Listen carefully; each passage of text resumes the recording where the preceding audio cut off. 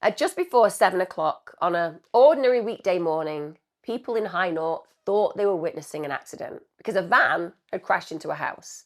A man lay injured in the road, neighbours came out in dressing gowns, someone ran to help, someone else called for an ambulance, and then the driver stepped out. He looked confused, disorientated, and he asked where he was. Seconds later, he pulled a sword from his trousers. What followed lasted just 22 minutes. But in that time, a quiet London suburb was turned into a crime scene stretching across streets, gardens, and family homes. A teenage boy walking to school was attacked in broad daylight. Paramedics were forced to retreat. Police officers ran toward a man armed with a 3-foot blade. By the time it was over, one child was dead, 4 others were seriously injured, and an entire community was left trying to understand how a normal morning ended in unimaginable violence.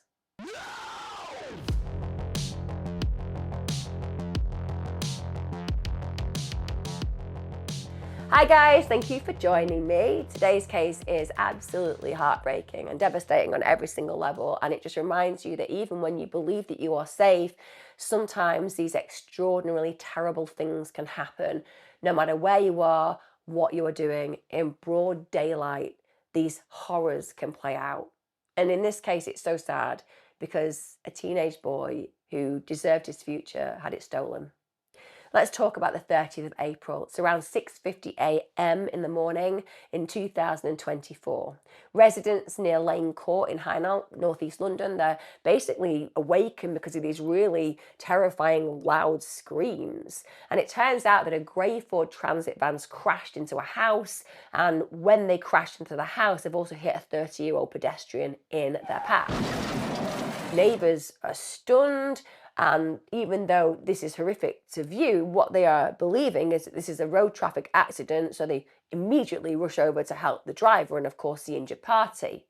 Now, the driver emerges from that car in a yellow-orange hoodie, looking really disorientated, and reportedly asked, "Where am I?"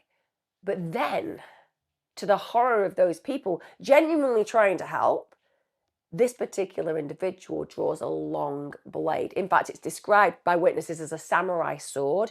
He takes it from his trousers and then he lunges at the man who's already been hit by the van. The injured man is at this point literally flung into a garden by the impact. Then the driver slashes the man's neck with the sword. Incredibly, and by maybe some divine intervention, he manages to survive. A local woman who's actually witnessed the crash, she heroically tries to intervene, but then she realizes that the driver who's caused the incident has pulled out this huge blade, and she runs away because understandably she's terrified for her life. When she is running away, she sprints past a 14-year-old schoolboy, a boy called Daniel Anjorin.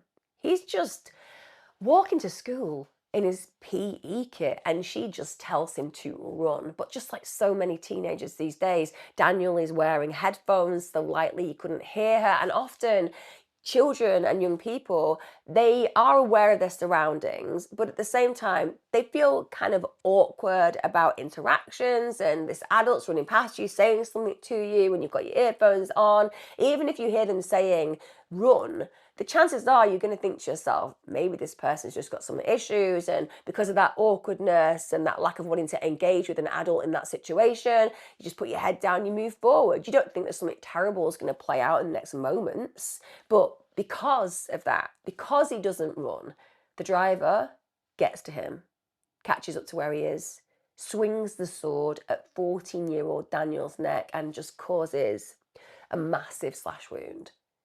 And if that isn't horrific enough, he then stabs him in the chest. He just killed that boy.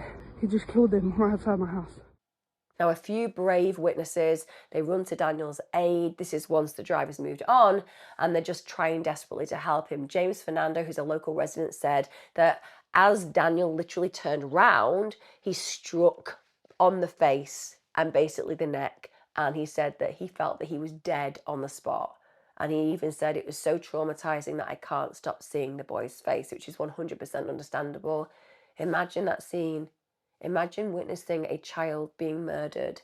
They're just walking to school, in their PE kit, and then they've been attacked so brutally that as far as those bystanders are concerned, there was nothing they could do to save him. Now, don't get me wrong, they tried. He and others applied pressure to Daniel's wounds with towels, but his injuries were fatal. When the ambulance crew arrives in response to the 999 calls, they are greeted by the driver of the vehicle who's now armed, and they're actually attacked. He swings the sword at them, he forces the paramedics to retreat, and the really sad thing about that is that that stops Daniel receiving immediate medical assistance at the scene. He is later airlifted to hospital, but at this point he's simply pronounced dead. There was absolutely nothing that anyone could have done. And like I said, this is just a child walking to school, just going about his business, and now he's dead. Now, the Metropolitan Police, they received first calls about the attack around 7 a.m. And with respect to them, they had police on the scene very quickly within 12 minutes. And two unarmed officers, they find the driver near the crash site, and they see that at this point, he's still looming over Daniel's body. Bear in mind, he's now brandishing the now bloody sword, and he actually is shouting at this point, is there anybody here who believes in God? Now, in spite of this scene unfolding in front of the officers, they're undeterred. They advance. Bear in mind, they've only got batons, they've got pepper spray, they've got tasers, but they've not got anything more powerful than that. Also, add to this that when somebody is in a particular type of mental state, some individuals can have almost superpower strength.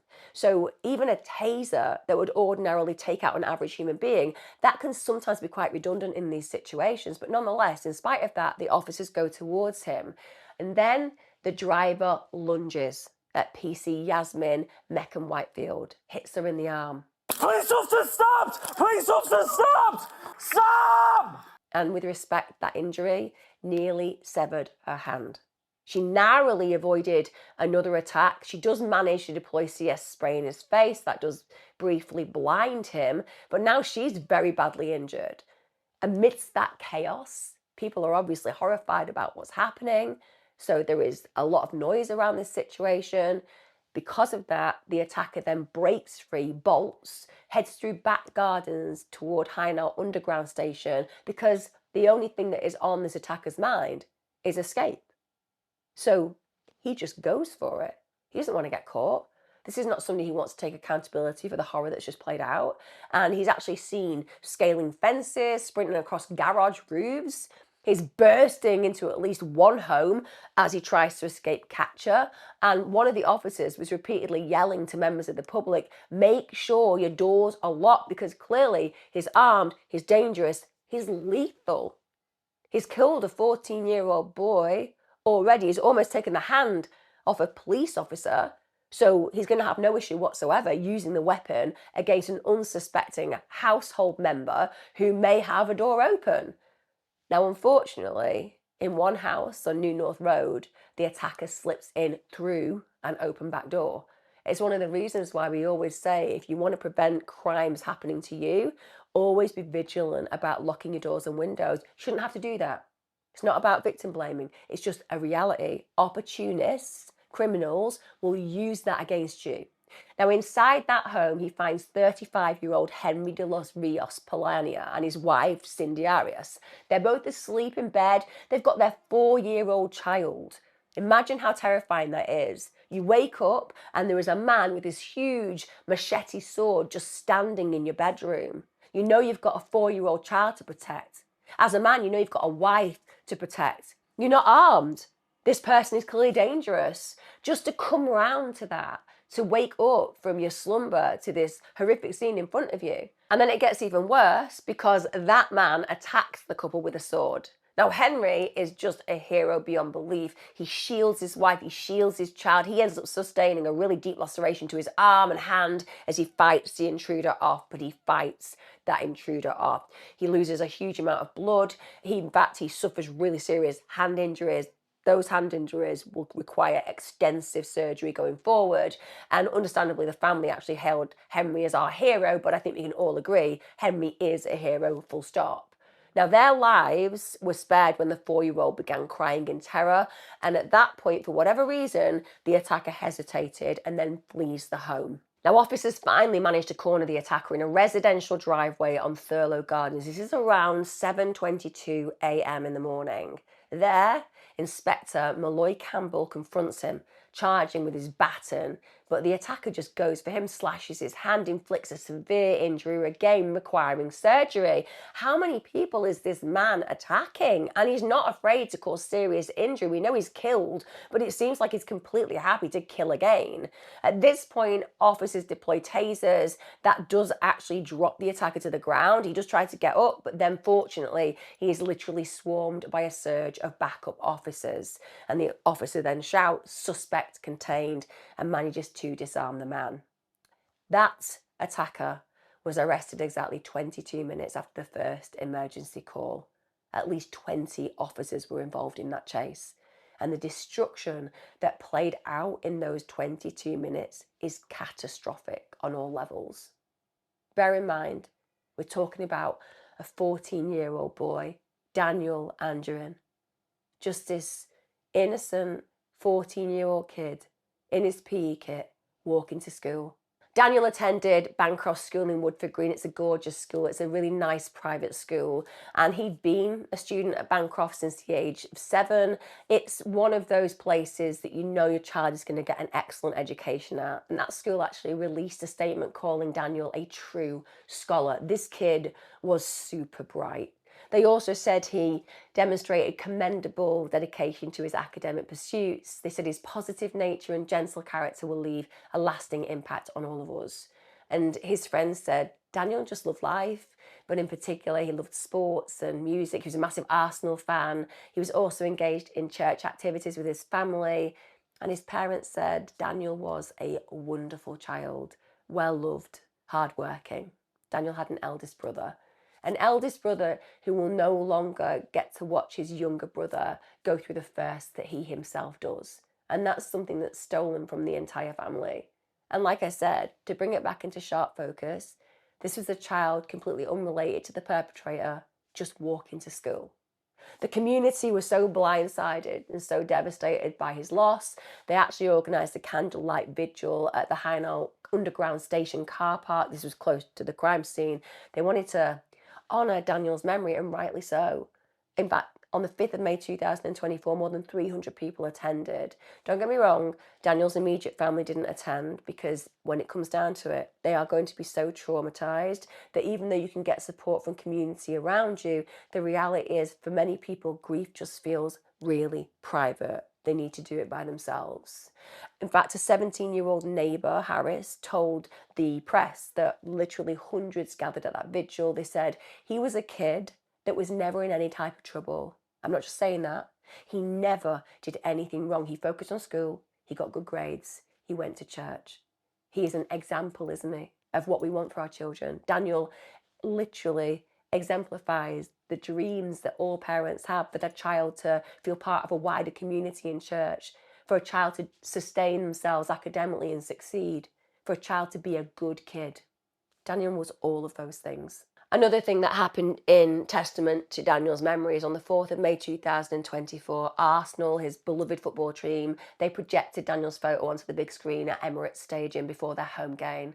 So fans were given an opportunity to just hold a moment of applause in the 14th minute of the match. It was a nod to his age, it was a nod to his meaning, it was a nod to his memory.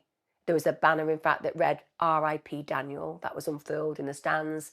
And then, incredibly, because you guys are amazing, an online fundraiser for Daniel's family raised £120,000 within 3 days. In fact, over 7,000 people donated to help cover funeral expenses and life. Because when you lose a child like this, you don't know whether you're going to be able to work. You don't know how you'll continue. And even though money does not change what has happened, it can ease some of the burdens. The bills keep coming. They have no compassion for where you are grief-wise. And that money makes a difference, a small difference, but a difference nonetheless. And doesn't it just speak of how, when these things happen, it's almost impossible for us to compute to such a degree that we need to do something. Even if that's just donate £10 to that family, at least we did something. In statements through the Metropolitan Police, Daniel's parents, Grace and Ebenezer Anjorin, said, No family should ever have to go through what we are experiencing. And they vowed to honor Daniel's memory. They said they were going to do that through the love and happiness he brought. Daniel's funeral then took place later in May. Mourners all wore Arsenal shirts and bright colours because, yeah, they were there to mark his death. But equally, they were 100% there to celebrate this amazing young boy's life. But let's talk about the perpetrator who caused all of this misery. He's quickly identified as Marcus Aurelio Arduni Monzo. He was born on the 11th of April 1988 to a Brazilian father and a Spanish mother in a small village in Panama, Brazil.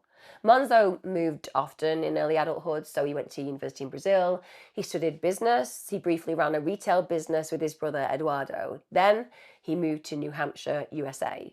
But in 2013, Monzo moves to Newham, East London. He works various odd jobs. He's a bartender, he's a delivery driver, he's a handyman worker. He also joined a local gym. He avidly practiced Brazilian jiu-jitsu. In fact, he won several medals in competitions. He was really good at it. And those who knew him said, listen, this guy was a really easygoing, friendly man. But the thing is that we all know on the surface, someone can seem totally friendly, totally nice, but beneath that surface, something is bubbling. And that's exactly what's going on with Monzo. His life is spiraling into paranoia, into delusion. And the reason for this is he had developed a really heavy drug habit. So apparently what started as casually smoking weed actually started to escalate to him smoking an estimated £100 worth of weed a day. That is an astronomical amount of weed to be smoking. Also, he's experimenting with LSD and magic mushrooms, which is psilocybin. And don't get me wrong, I'm not going to lecture you guys. I'm sure that many of you have taken things like LSD, acid, and magic mushrooms. And for the most part, people can get a great deal of positive experiences from these things. But some people, particularly those, for example, who are prone to psychosis, can find themselves in some really difficult, dangerous, and problematic scenarios mental health-wise if they take hallucinogenics. And if you have a predisposition for that, you're not aware until it's too late. Friends and family said that it's around this time where he's taking all of these drugs that they noticed a really dramatic change in his behaviour. So he grows fixated on spirituality, but also he gets very engaged in the area of conspiracy theories. So he's embracing New Age mysticism, he's practicing yoga and meditation, which are amazing things to do. Many of you will understand that yoga and meditation can make a positive difference on every level to our mental health. But equally, if you become so fixated that it takes over your life, it's become an obsession as opposed to something useful. He even goes so far as to become a devotee of an Indian guru, even traveling to an ashram on a quest for enlightenment. Again, that's not something in the singular that would draw attention to anything problematic. Lots of people go on a quest for enlightenment. I myself have taken part in yoga and meditation and New Age mysticism. I too have met people that would be considered gurus and that people follow, because I think it's so important to expand your consciousness and understand who you are and feel insignificant and also hugely powerful as a human being. All of those things come into human consciousness and experience. But again, if it's not an obsession, it's not an issue. But it feels like this was becoming an obsession. Then in 2021, he attends a shamanic retreat in the Amazon rainforest. This is where he has a large amount of ayahuasca. Now, again, many people will talk about the benefits of ayahuasca. It's a very potent, natural drug, and people talk about meeting Mother Ayahuasca hallucinogenically when they're in that kind of trance through the drug. Many people talk about connecting with nature in a way they've never experienced, and many people talk about it being quite a violent drug where they get very sick before all of the positives come. But for the most part, people talk very positively about those experiences. However, like I said, if you have a predisposition to mental health issues such as psychosis, it can cause enormous problems. But I'm not throwing out the usefulness of hallucinogens, because let me tell you, some of the biggest universities in the world are using things like DMT and psilocybin and even ayahuasca to explore the impact it has on human consciousness, mental health in a positive way, and just connecting at a deeper level with the self. Again, It's all right as long as you don't have these conditions that can cause you problems. But unfortunately, it seems like Monzo has some kind of predisposition, because by 2023, at this point, he's become so fixated, so obsessed, he's starting to search for, quote, the magical, miraculous, and supernatural. He's drinking his own urine daily. He even bathes in it. Apparently, he believed it had healing properties. I do appreciate there are a cohort of people out there who genuinely believe that drinking your own urine is okay.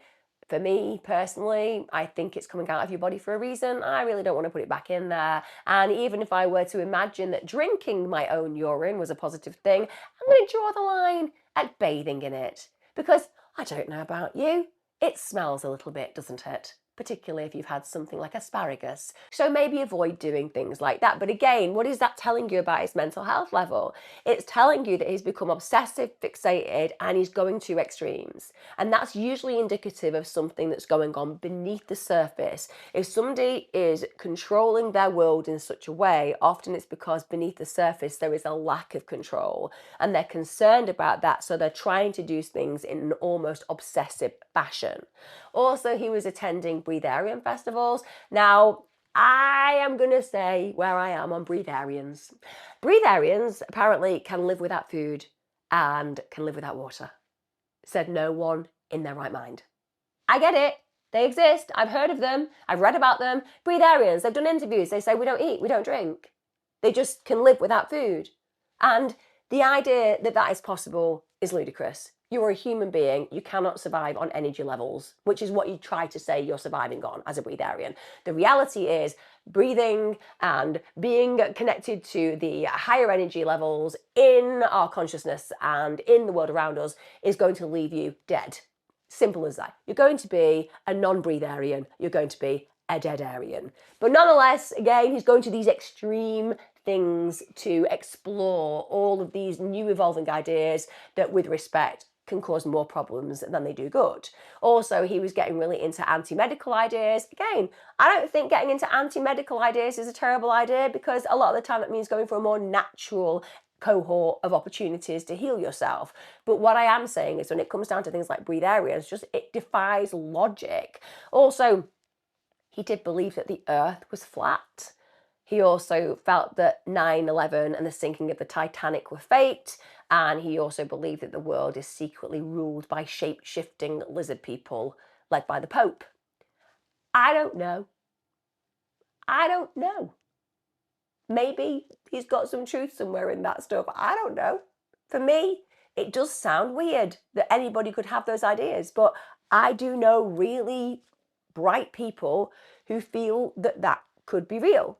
And I'm one of those people who says, I don't understand how I can text somebody in Australia and them get it straight away. That freaks me out. So with respect, who knows what's possible? I'm just saying, I don't have those particular points of view, but everyone is entitled to theirs. But when you put that in with all of the other things that I've told you, clearly he has some extreme perspectives that might speak of something underlying that's causing him issues. Hi guys, just want to jump in for a moment. If you've got this far in the video, I guess that's because you find what I'm talking about interesting.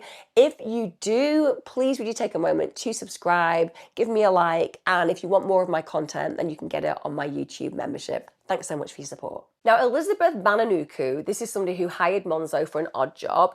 She actually said that one of the things that she felt when she was around him was she was frightened of him because he had this real aggressive insistence on conspiracy claims. And I'm somebody who likes a great conspiracy theory because often over time they become reality theories. But when it comes down to the very outlandish ones, such as, for me, the Pope leading, shall we say, some kind of lizard people, that just seems really bizarre. But when it comes down to having somebody who's kind of pushing it on you, it can become really scary because you're looking at them and thinking, how can you think this way? How can you feel this way? And how can you think that I'm going to believe what you're saying is true? And clearly the fact that he is trying to desperately push it onto her suggests a rigid mindset. He has decided, and therefore that is the way it needs to be. And that's problematic because if people breach boundaries, they can be met with aggressive realities and actions through your desire to keep them on track with what you believe, as opposed to accept what they believe. And she must have felt that subtext of violence within his nature. And this is kind of all reflected in Monzo's social media. So on X, he did things like praising Adolf Hitler. I mean, when I think about going on X and posting things about inspirational characters, if you're not thinking, well, who can I think of? Oh, somebody who murdered pretty much 6 million Jews in a massive genocide and then actually was responsible for the death of 12.5 million people, 275,000 individuals who were disabled on the euthanasia program. If I don't think about seeing them as some kind of a celebratory person, I don't know what I'm doing. I mean, come on. Anyone agreeing with what Adolf Hitler did is a terrifying human being. And his online activity is just literally peppered with far-right extremism and bizarre conspiracy memes. He also adored Andrew Tate. Now, don't get me wrong, there are lots of young people out there, particularly, who adore Andrew Tate, both girls and boys, and some of the things that he says make sense. Some of the things that he pushes make sense.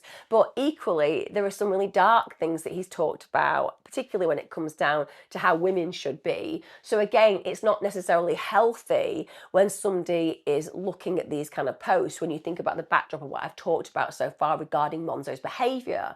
Now, on TikTok, Monzo went by Freaking Mark, and he described himself in his bio as a mystic musician, martial artist, Jedi, and ninja. Now, usually we'd look at that and kind of smile and go, oh, Jedi and ninja. But I genuinely think in this mindset, he believes that kind of stuff. He also posted videos of himself training with punching bags, and he genuinely became obsessed with samurai swords and with medieval weaponry, and people do collect that. We can all agree, people do collect these kind of things, but in the backdrop of what I'm talking about, this seems problematic, and it seems to be escalating a mode of behaviour that he wants to go ahead and use against other people. And on his Pinterest account, he'd literally saved dozens of images of swords and knives.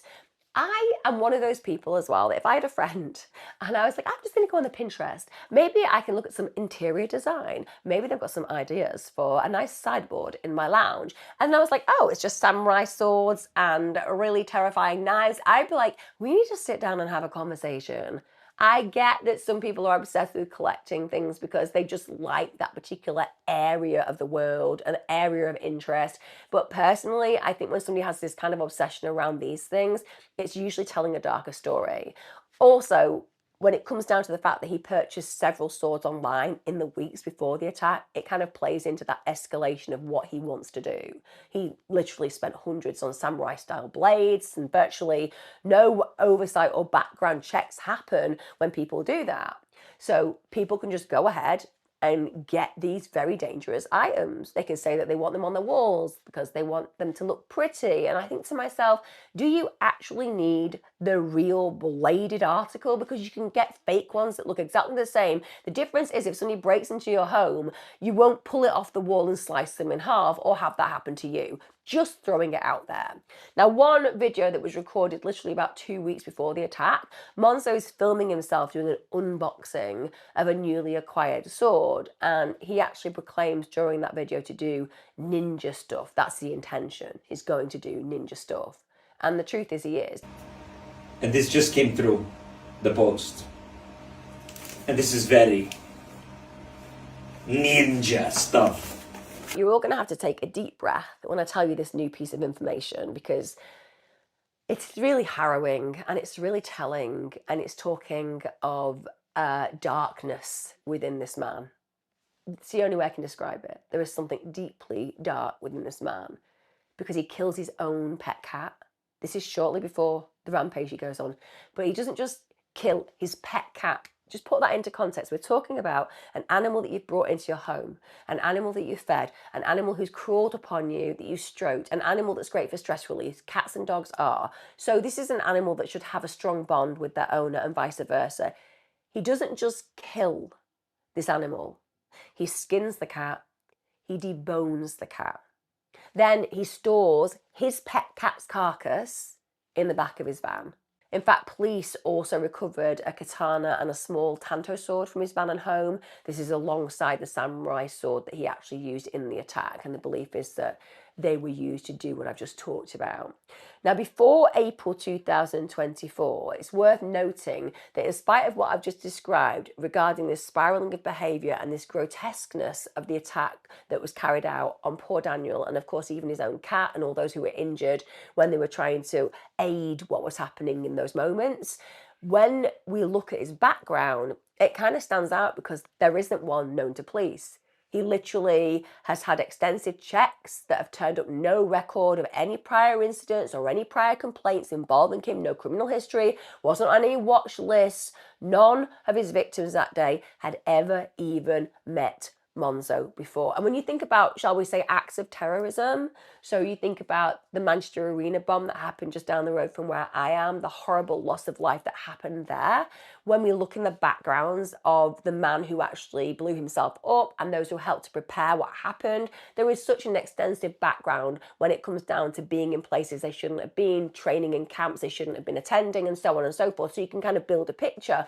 This guy's got none of that. Now, as I've mentioned, it wasn't just poor Daniel who lost his life. It was also so many people who got injured, many of which were actually police officers. And Metropolitan Police really came out and praised the police response. They said it was an example of exemplary courage. Because bear in mind, PC Yasmin Meckham-Whitfield and Inspector Malloy Campbell, they both suffered really serious wounds. PC Meckham-Whitfield's left arm was literally nearly severed. Monzo's slash literally cut through to the bone. It caused really serious damage to her hand, to her wrist, and surgeons had to spend so many hours in surgery basically putting her arm back together. And Commissioner Sir Mark Rowley said it was literally touch and go whether her hand could be saved, which is just traumatizing beyond belief. And footage of Monzo's arrest was literally publicised because Sir Mark Rowley wanted people to note the courage of police officers. At the end of the day, police officers are people. It's as simple as that. And it takes enormous steel and metal and courage to actually run towards danger. And that's what he said. He said, people say officers run toward danger. You actually see what that really looks like. You've got officers running towards someone who's waving a sword. He said, we owe them a debt of gratitude. And it's true because other people could have and probably would have died had they not been willing to risk their own lives to save others. That sword was 3 feet long. Now, Rowley also acknowledged the trauma faced by the residents who'd witnessed that horrific attack and pledged the Met's mental health team would offer counselling to those affected, which is obviously desperately needed because to witness a child being murdered and others being mutilated in this way on an ordinary street on an apparently ordinary morning, it just changes psychologically your sense of vulnerability. Everything that you thought you knew, it just dissipates. Your life transcends into a different area and it takes years, sometimes a lifetime, to manage those feelings. Now, when it came down to Monzo, obviously he's guilty. As far as I can see from the outside looking in, it's obvious. But on the 1st of May 2024, he's charged with murder of Daniel Anjorin. He's also charged with 2 counts of attempted murder, 2 counts of GBH, aggravated burglary for the break-in and the attack on the family, and also possession of a bladed article. Yet on the 2nd of May 2025, at the pre-trial arraignment at the Old Bailey, Monzo pled not guilty to murder. He pled not guilty to attempted murder, not guilty to GBH, not guilty to burglary charges. He did plead guilty to the 2 weapons charges, but ironically, even though people knew he'd absolutely done what I've just stated, he said he was not guilty. So at this point, he remains at Belmarsh Prison's high security unit until trial. That trial took place at the Old Bailey in early June 2025. Judge Benathan actually presided over this case, and the prosecution was led by Bill Emlyn Jones and Kirsty O'Connor. Now, the prosecution, they absolutely went for the jugular. They argued that Monzo carried out a deliberate, marauding attack on strangers, fully aware of his actions. They said he went ahead, he armed himself with swords, he went on a rampage of unprecedented violence in a normally peaceful street. The jury are then shown literal videos of the attack, bearing in mind that this guy is saying he's not guilty. Also, they argue as a prosecution that while Monzo may absolutely have been under the influence of drugs, therefore he may have been having some paranoid or psychotic delusions, he absolutely knew he was attacking human beings. He even tried to evade police. So this, as far as the prosecution is concerned, indicates awareness of wrongdoing. They also emphasised that Monzo's psychosis was self-induced. So he was using cannabis and drugs as a volunteer in that scenario. He wasn't being forced into it, and that means it does not absolve him of criminal liability, and that's absolutely correct. It's actually an aggravating factor, not a mitigating factor. He's choosing to put that into his body, and that's having a consequence that we see in his actions. Now, they bring in a forensic psychiatrist, and that forensic psychiatrist does testify that Monzo showed signs of cannabis-induced psychosis, but that's not a chronic mental health condition like schizophrenia, for example, which is a brain disease, essentially.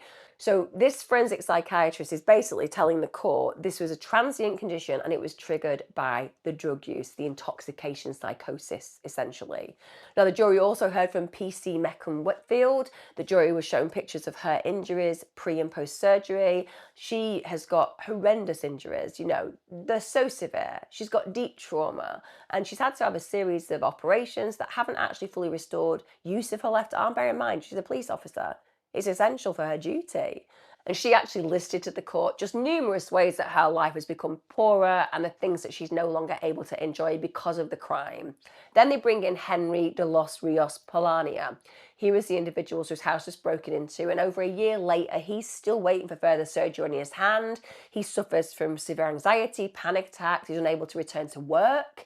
And Sydney Arias, his wife, she was left with constant anxiety, constant stress. Her 4-year-old child was present when this all played out. She can't sleep at night. Now, the defense, they say, listen, Monzo was in the grips of severe mental illness at the time. He had diminished responsibility. They're basically saying he didn't know what he was doing. He was out of his mind. They said that Monzo's dive into hallucinogenic drugs and conspiratorial beliefs, it had just culminated in this psychotic break, believing he was an assassin, apparently battling unseen forces. Now, the defense psychiatrists, they did testify that Monzo had suffered from delusions of persecution and grandeur, and they argued that he likely did not fully understand what he was doing was wrong. Then his brother, Eduardo, takes a stand as a defense witness, and he actually recounts how Monzo changed after this really heavy drug use. Apparently, he became very paranoid. He isolated himself from his family, became hyper-irrational. And Eduardo told the jurors that in the months before the attack, he was actually so concerned about his brother and the bizarre behavior that he was exhibiting, for example, drinking his own urine, bathing in his own urine, that the family had tried to get him help, but Monzo just refused. He insisted he was fine. It's such a dichotomy for families psychologically and psychiatrically in these circumstances, because whilst you might be able to lead a horse to water, you genuinely cannot make it drink. And it's the same when it comes down to psychiatric and psychological services. So if somebody is presenting as competent to some degree, if they have some kind of understanding of a situation and a scenario, even if you take them to a psychiatrist and say, look, they're not rational, if they can appear competent, they will not be given help if they deny that they want it. So you're in a rock and a hard place as a family. They're doing their best to get him help. They see that things are spiraling, but they have no power. And isn't that horrible? Because if their wishes had been carried forward and he had been made to attend help, then maybe this wouldn't have played out. It wasn't hard for the court. On the 25th of June 2025, Monzo was found guilty on all major counts. So unanimously convicted of murder of Daniel Anjorin.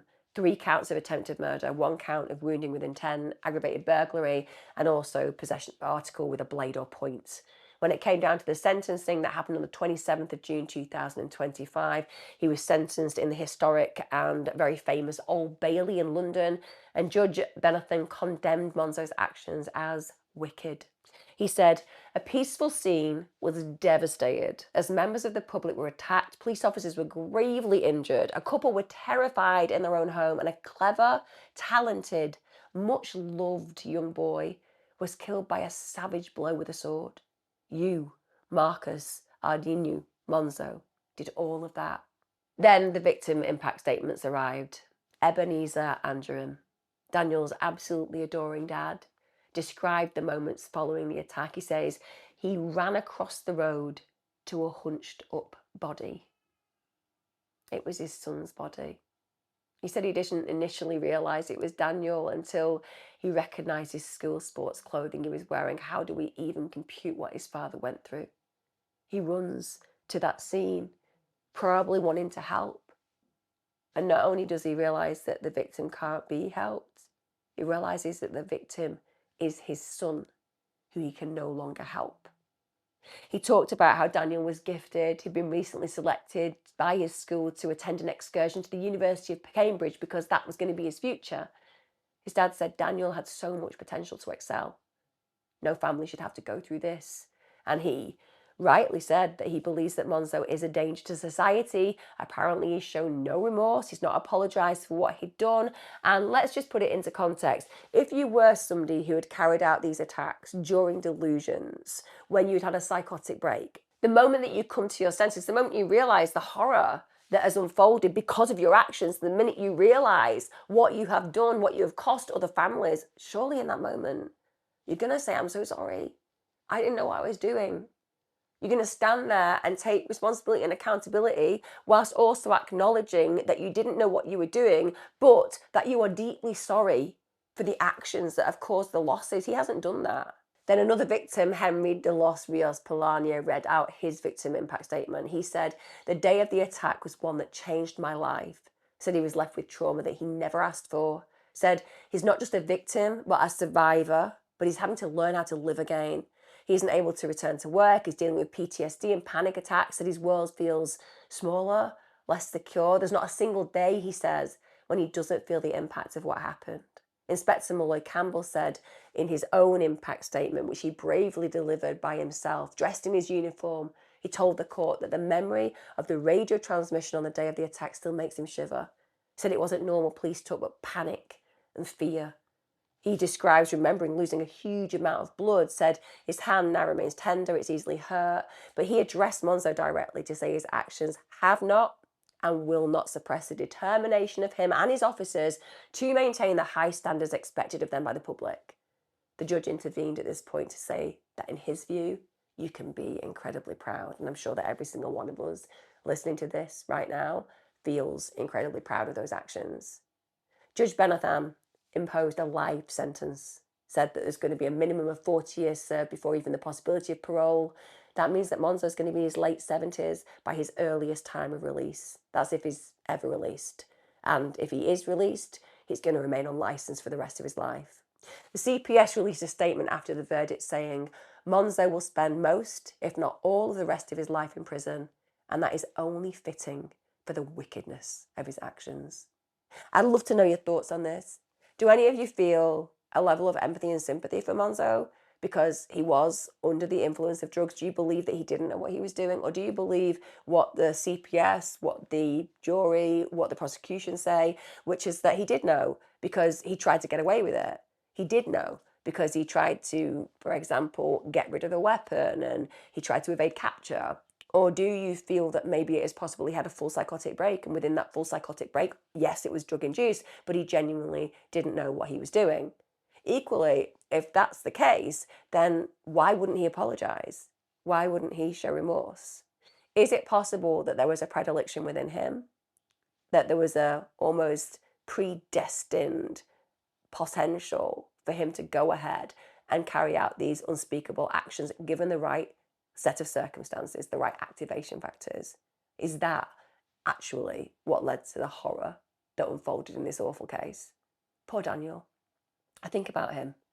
I think about that kid, 14 years of age, all those possibilities, all that potential with his earphones in, just walking near home, near safety, and then out of the blue, extinguished, executed.